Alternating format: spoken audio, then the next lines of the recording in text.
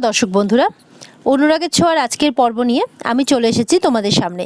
তো চলো দেরি না করে কি হতে চলেছে দেখে নিই আমরা। বাংলা সিরিয়াল সমাচারে তোমাদের স্বাগত জানিয়ে আজকের পর্ব আমি শুরু করছি। দীপার তো মন খুব খারাপ, মন ভেঙে গেছে এটা শুনে যে সূর্য তার মেয়েকে নিয়ে চলে গেছে। দীপা মনে মনে সূর্যের বলা কথাগুলোই ভাবতে থাকে। কাকাই বলে, বুঝতে পারছি তোমার খারাপ লাগছে, কিন্তু কিছু করার নেই, দেখবে সোনা একটু ঠিক হলে সূর্য ঠিক ফিরে আসবে। উর্মি বলে, দিদি তোর জন্য আমার খুব খারাপ লাগছে দিদি, তোর সাথে এরকমটা কেন হয়? এদিকে জয় বলে, বউ দিদি তুমি দাদাই লেখা চিঠিটা পড়বে না? তখন দীপা চিঠিটা পড়তে থাকে। এতে লেখা আছে, দীপা আমি পারলাম না সামলাতে, আমি হেরে গেছি, ভালোবাসার প্রতিশ্রুতি দিয়েও আমি রাখতে পারিনি। একজন ভীরু কাপুরুষ কাওয়ার্ডের মতো কাজ করেছি। হেরে যাওয়া মানুষ আর কী বা করতে পারে? আমি রূপাকে হারালাম, তোমাকে হারালাম, কিন্তু সোনাকে আমি হারাতে পারবো না। তোমার থেকে দূরে চলে যাচ্ছি আমি। সোনা নিজেকে খুঁজে পাবে, সবকিছু ভুলে আবার সুস্থ হয়ে বাঁচবে। আমি জানি তুমি এটাই চাও। এখানে থেকে গেলে আমি আর তুমি আমাদের আরেকটা মেয়েকেও হারাতাম। তুমি শুধু রূপার মাই হয়েছো, কিন্তু আমি এত বছর ধরে সোনাকে আগলে রেখেছি, আমি সোনার দায়িত্ব এড়াতে পারবো না। আর এটার জন্য শুধু তুমি কেন, আমিও আমাকে ক্ষমা করতে পারতাম না। হাজবেন্ড হয়ে তো কোনোদিনই তোমাকে ভালো রাখতে পারিনি দীপা, পারলে আমাকে ক্ষমা করে দিও দীপা। এই চিঠি যখন তুমি পাবে তখন হয়তো আমি আর সোনা অনেক দূরে চলে গেছি। সেই দিনে সেই ভয়ানক বন্যা শুধু আমাদের রূপাকে নয়, আমাদের জীবনে সবকিছু ভাসিয়ে নিয়ে গেছে। তোমার আর আমার জীবনটা শুরু হয়েছিল একটা রূপকথার মতো, কিন্তু সেখানে এখন দুঃস্বপ্ন ছাড়া আর কিছুই নেই। যেন কোনো অভিশাপ বয়ে নিয়ে চলেছি আমরা। আমাদের শান্তি নেই। আর এমনই ভাগ্য, যতবার আমি আর তুমি এক হতে গেছি জীবন আমাদের আরো দূরে সরিয়ে দিয়েছে। অনেক কষ্ট বুকে রেখে আমি এই দূরত্বটাকে মেনে নিলাম। আমি জানি তুমি অনেক রাগ করবে, কষ্ট হবে, তোমার অভিমান হবে, কিন্তু আমি কাউকেই ঠিক করে বিদায় জানিয়ে আসিনি। কারণ আমার জীবনে এখন একমাত্র লক্ষ্য সোনাকে সুস্থ করে তোলা। তোমাদের মতো কেউ একজন আমাকে আটকে দিলে সোনার জন্য সেটা ভালো হতো না। আমি সোনাকে নিয়ে না এলে সোনা হয়তো একা একা পালিয়ে যেত। এদিকে দেখা যাচ্ছে সূর্য এত বড় পদক্ষেপ নিতে বাধ্য হয়েছে কারণ সোনা কাউকে কিছু না বলেই বাড়ি ছেড়ে চলে যাচ্ছিল।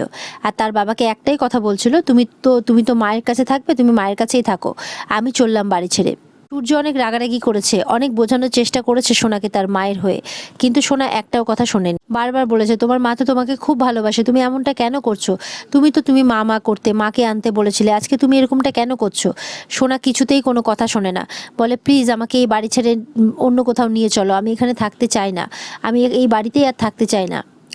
আমি আর মাকে কোনোদিনও দেখতে চাই না, মা যাতে আমার ধারে কাছেও না থাকে, প্লিজ তুমি আমাকে এখান থেকে নিয়ে চলো, না হলে আমি আবার এই বাড়ি থেকে চলে যাব।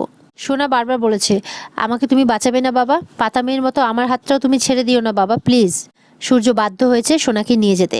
আমি এটা বুঝতে পেরেছি, তুমি যেভাবে রূপার মা হতে পেরেছো সোনার মা হতে পারোনি। 5টা বছর সোনাকে আগলে রেখেছিলাম আমি, তাই আমি ওকে হারাতে পারবো না। তাই আজ থেকে আমি ওর বাবা আর আমি ওর মা। দেখো আমি ঠিক ওকে বোঝাতে পারবো যে ওর মা ওকে কতটা ভালোবাসত। ও জানবে যে ওর মা ওকে বাঁচাতে নিজের জীবনটুকুও দিতে পারে। তুমি আমার খোঁজ করো না, বাড়ির সবাইকেও আমার একটাই কথা বলার, তুমি বলো সবাইকে তোমার ডাক্তারবাবু। এই সবই লিখেছে সূর্য চিঠিতে। চিঠিটা পড়তে পড়তে কাঁদতে কাঁদতে দীপা মাটিতে বসে পড়ে। নিজেকে সামলাতে পারছে না সে, আর হাউমাউ করে কাঁদতে থাকে। উর্মি সামলায় দীপাকে। এদিকে দেখা যাচ্ছে জয় বীরকেও নিয়ে এসেছে, সে তাকে দিদিয়ার কাছে দিয়ে আসবে। দীপার কোলে দেয় না, দীপা নিতে চায় কিন্তু দীপাকে দেয় না। কাকিয়া বলে, তোমার যা পরিস্থিতি তাতে তুমি বাচ্চা সামলাতে পারবে না। কাকিয়া বলে, এই সংসারটা ভেঙে টুকরো টুকরো হয়ে গেল, ভেবেছিলাম সব ঠিক হয়ে যাবে। দীপা এদিকে তার সাজানো সংসারটা প্রথম থেকে কত হাসি খুশি ছিল সবটা মনে করতে থাকে, আর তারপরে সেটা কিভাবে দুঃসময়ে পরিণত হলো সেই জিনিসগুলোও মনে করতে থাকে। সেই সব স্মৃতি দীপার মাথায় ঘুরছে বা চুপ করে আছে, শুধু সেগুলোই ভাবছে। তার আর ডাক্তারবাবুর সম্পর্কটা নিয়ে ভাবছে, সেই সম্পর্কে কাটানো সব সুন্দর মুহূর্তগুলোর কথা ভাবছে। দীপা চুপ করে যায়, শান্ত হয়ে যায় একদম। যেভাবে বাড়ির চৌকাঠ পেরিয়ে এই বাড়িতে ঢুকেছিল সেইভাবেই সেই চৌকাঠ পেরিয়ে বাড়ির বাইরে বেরিয়ে যায়। হাঁটতে থাকে রাস্তা দিয়ে দীপা, সোজা মন্দিরে যায় দীপা, আর ঠাকুরকে প্রশ্ন করতে থাকে, কি করেছি আমি, কি পাপ করেছি, কেন তুমি আমার সাথে এরকমটা করলে ঠাকুর? সারা জীবন এইভাবেই চলবে আমার সাথে, আমি যতদিন বাঁচবো? বলে হাসতে থাকে। একবার হাসছে একবার কাঁদছে দীপা, তারপর চোখের জল মুছে আবারও হাঁটতে থাকে রাস্তা দিয়ে। এরপর দেখা যাচ্ছে 5 বছর কেটে গেছে। কিছু মহিলারা হাতের কাজ করছে, ডাক্তার তাদের দেখাশোনা করছে। এদিকে দেখা যাচ্ছে দীপার মা বাবা সেখানে গেছে দীপাদের খোঁজ করতে। সেখানে একটি মেয়ে ভিডিও ক্যামেরা করছে আর তাদেরকে বলছে দেখবে তোমাদের ভিডিওটাও না মায়ের ছোঁয়ার ভিডিওর মতো ভাইরাল হবে। আর সেই মায়ের ছোঁয়া কথাটা শুনে দীপার মা বাবা তার দিকে তাকায়। দীপার বাবা তখন মেয়েটিকে বলে, আচ্ছা শোনো, তুমি যে মায়ের ছোঁয়া কি একটা বললে না, আমরা ওখানে যেতে চাই। তখন বলে, আপনি অজয় বাবু আর আপনি রত্না মজুমদার? তখন বলে, হ্যাঁ হ্যাঁ হ্যাঁ ঠিক বলেছো। মেয়েটি তখন বলে, আমি অনেক সোর্স লাগিয়ে আপনাদের খোঁজ পেয়েছি। দীপার বাবা বলে, ও কোথায় দীপা, আমাদেরকে তুমি ওর কাছে নিয়ে চল। মেয়েটি বলে, হ্যাঁ তবে আপনাদের কতগুলো কথা বলে দিই, কারোর সাথে দেখা করেন না। মা বলে, কিন্তু তুমি তো গেছিলে ওনার কাছে মা। হ্যাঁ তবে আমি শুধু ওনার হাত আর কাজের ছবি তোলার পারমিশন পেয়েছি। উনি এখন আর বেশি কথা বলেন না, নিজের মতো কাজ করেন। খাবারের সাথে একটা ফুলের আর্ট বানিয়ে দেন, যে সত্যি ওটা খুব দারুণ। বাচ্চাদের জন্য খাবার করেন উনি, কিন্তু একটা টাকাও নেন না। এবার বাবা বলে, দীপা ও আমাদের দীপাই, দুদিন ধরে অসুস্থ ছিলেন আমি জানি, ডক্টররা বলছেন উনি এখন সুস্থ, কিন্তু আমি যতটা বুঝেছি এখান থেকে বেরোনোটা ওনার খুব দরকার, কিন্তু উনি নিজেই এই অন্ধকার থেকে বেরোবেন না, কিন্তু চাইলে কিন্তু সুযোগ আছে। দীপার বাবা বলে, মানে? তখন মেয়েটা বলে, একটা মিনিট। দীপা বলে, দেখুন এটা ওনার অ্যাপয়েন্টমেন্ট লেটার, দেখুন যদি রাজি করাতে পারেন। দীপার মা বাবাকে তখন মেয়েটি দেখিয়ে দেয় যে ওই দিক দিয়ে ডান দিকে চলে যান, ওখানে আপনি ওনাকে পেয়ে যাবেন। দীপা সমস্ত বাচ্চাদের জন্য খাবার প্যাক করছে, এদিকে দীপা পর্দার বাইরে দিয়ে হাত বাড়িয়ে খাবারটা দিচ্ছে।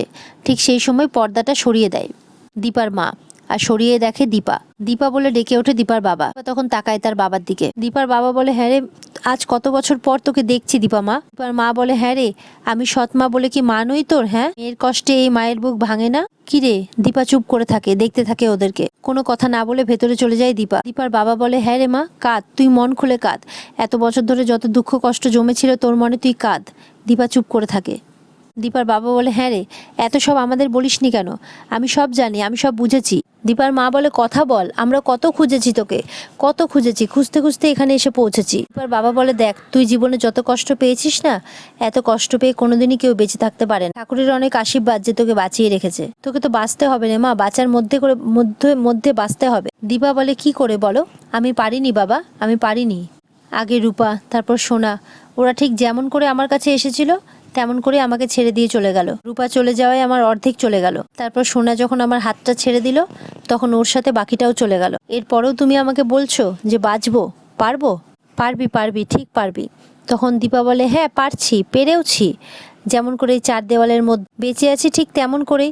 তখন দীপার মা বলে, না না না, এমন করে বলতে নেই মা, যেমন করে চার দেওয়ালের মধ্যে নিজেকে গুটিয়ে নিয়েছিস, পৃথিবীটা তো তেমন নয় মা, অনেক বড় পৃথিবী, এ তো মরে যায়নি মা, প্রাণ খুলে মন খুলে বাঁচ।